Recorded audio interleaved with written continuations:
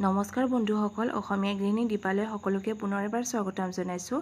আৰু আজি মই লৈ আনিছোঁ কণী, আলু আৰু পিঁয়াজৰ এখন ধুনীয়া ভাজি। এইখন ভাজি গৰম গৰম দালি ভাতৰ লগত খাই কিনে খুব ভাল লাগে। ভাবিলোঁ এই ৰেচিপিটো আপোনালোকৰ সৈতেও মই শ্বেয়াৰ কৰোঁ। আৰু ইয়াৰ বাবে মই লৈছোঁ দুটা ডাঙৰ সাইজৰ আলু, এটা ডাঙৰ সাইজৰ পিঁয়াজ আৰু কণী 3টা। গতিকে বেছি দেৰি নকৰি মই ভিডিঅ'টো আৰম্ভ কৰিছোঁ। যদি আপোনালোকে ভিডিঅ'টো চাই ভাল পায় তেতিয়াহ'লে প্লিজ এটা লাইক কৰি দিব, কমেণ্ট কৰি কিনে নিশ্চয় জনাব আৰু চেনেলটো ছাবস্ক্ৰাইব কৰি দিব। আৰু যি ডাঙৰ আলু দুটা লৈছিলোঁ সেই দুটা মই ভালদৰে ধুই কিনে এই ধৰণে একে সাইজত দীঘলীয়াকৈ কাটি লৈছোঁ, দেখিছে। আৰু পিঁয়াজটোও মই ভালদৰে ধুই কিনে এনেকৈ দীঘল দীঘলকৈ কাটি লৈছোঁ। আলু আৰু পিঁয়াজখিনি এইদৰে দীঘল দীঘলকৈ কাটি ল'লে দেখাত অলপমান ভাল দেখি আৰু লগতে খাই কিনেও খুব ভাল লাগে। তাৰপিছত এতিয়া মই গেছটো অন কৰি কিনে এখন কেৰাহী বহাই দিছোঁ। কেৰাহীটো অলপমান গৰম হৈ যোৱাৰ পিছত তাতে মই মিঠাতেল অলপমান দি দিছোঁ। তাৰপিছত মিঠাতেলখিনি ভালদৰে গৰম হৈ যোৱাৰ পিছত তাতে মই জিৰা সৰু চামুচেৰে জিৰা 1 চামুচ দিছোঁ।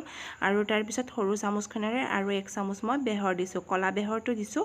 আৰু তাৰপিছত আলুখিনি মই এতিয়া ইয়াতে দি দিছোঁ। আলুখিনি দিয়াৰ পিছত অলপ সময় মই আলুখিনি লৰাই কিনে ভাজি ল'ম। 2 মিনিটমান সময় এইদৰে আলুখিনি অকল জিৰা আৰু বেহৰৰ লগত ভালদৰে ভাজি ল'ম।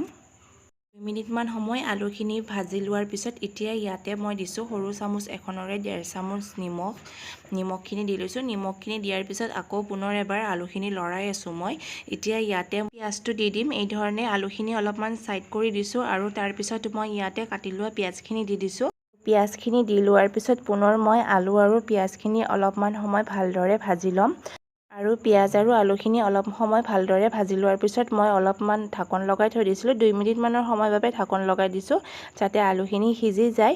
আৰু তাৰপিছত এতিয়া ইয়াতে মই দি দিছোঁ সৰু চামুচ এখনৰে 1 চামুচ ধনিয়া পাউডাৰ। তাৰপিছত ছেম সেইখন চামুচেৰে সেইটো জোখতে দি দিছোঁ অলপমান গৰম মছলা পাউডাৰ, তাৰপিছত অলপমান জিৰা পাউডাৰ আৰু তাৰপিছত অলপমান হালধি।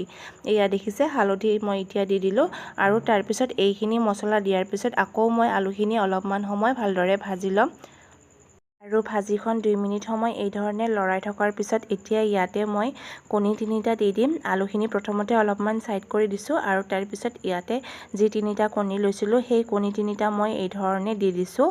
এই ভাজিখন আচলতে গৰম দালি ভাতৰ লগত খাই কিনে খুব ভাল লাগে। আলু ভাজিখনত কণী 3টা দিয়াৰ পিছত এতিয়া আলুখিনি পুনৰ মই 2 মিনিটমান সময় লৰাই থাকিম যাতে কণীখিনি একেবাৰে ভালদৰে আলুৰ লগত মিহলি হৈ যায়। এয়া দেখিছে, এই ধৰণে মই লৰাই আছোঁ।